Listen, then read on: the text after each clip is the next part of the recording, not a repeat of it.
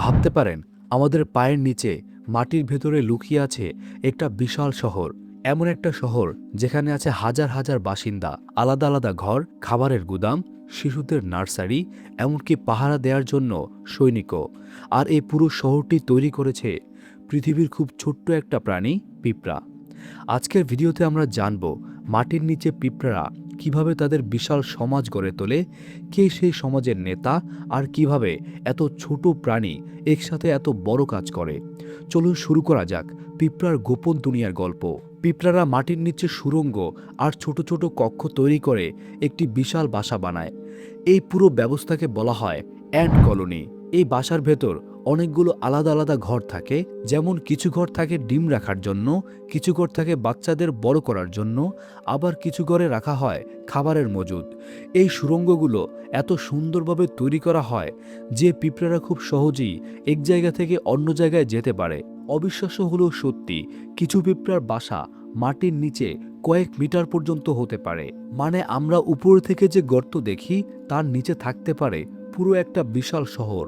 আরও গুরুত্বপূর্ণ বিষয় হচ্ছে, এত এত পিঁপড়া থাকার মধ্যেও প্রতিটি পিঁপড়ার সমাজে থাকে একজন সবচেয়ে গুরুত্বপূর্ণ সদস্য। তাকে বলা হয় কুইন অ্যান্ট। রানী পিঁপড়ার প্রধান কাজ হল ডিম পাড়া। একটি রানী পিঁপড়া তার জীবনে হাজার হাজার, এমনকি লাখ লাখ ডিম পাড়তে পারে। এই ডিম থেকেই জন্ম নেয় নতুন পিঁপড়া, যারা পরে সেই সমাজের সদস্য হয়ে যায়। সবচেয়ে আশ্চর্যের বিষয় হলো, রানী পিঁপড়া অনেক সময় 10 থেকে 15 বছর পর্যন্ত বেঁচে থাকতে পারে। এই সময়ের মধ্যে সে পুরো উপনিবেশকে বড় করে তুলতে পারে। পিঁপড়ার সমাজে সবচেয়ে বেশি থাকে কর্মী পিঁপড়া। এদেরকে বলা হয় ওয়ার্কার অ্যান্ট। এই কর্মী পিঁপড়ারাই মূলত পুরো সমাজের সব কাজ করে, যেমন খাবার সংগ্রহ করা, বাচ্চাদের যত্ন নেওয়া, বাসা পরিষ্কার রাখা এবং রানী পিঁপড়াকে রক্ষা করা। আপনি হয়তো অনেক সময় দেখেছেন পিঁপড়ারা সারিবদ্ধভাবে হাঁটছে।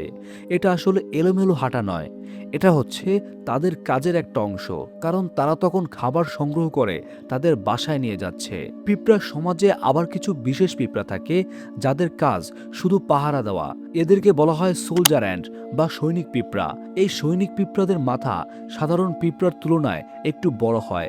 তাদের কাজ হলো শত্রুদের আক্রমণ থেকে পুরো উপনিবেশকে রক্ষা করা। যদি কোনো অন্য পোকা বা প্রাণী তাদের বাসায় আক্রমণ করে, তখন এই সৈনিক পিঁপড়ারাই প্রথম প্রতিরোধ গড়ে তোলে। এখন প্রশ্ন হলো, এত হাজার হাজার পিঁপড়া একসাথে কিভাবে কাজ করে? তারা কি একে অপরের সাথে কথা বলে?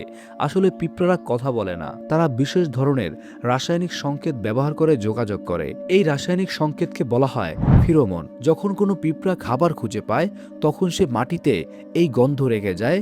পরে অন্য পিঁপড়ারা সেই গন্ধ অনুসরণ করে সহজেই খাবারের জায়গায় পৌঁছে যায়। আর এভাবেই তারা একে অপরকে পথ দেখায় বা একে অপরকে অনুসরণ করে চলে। পিঁপড়ার জীবন শুরু হয় একটি ছোট্ট ডিম থেকে।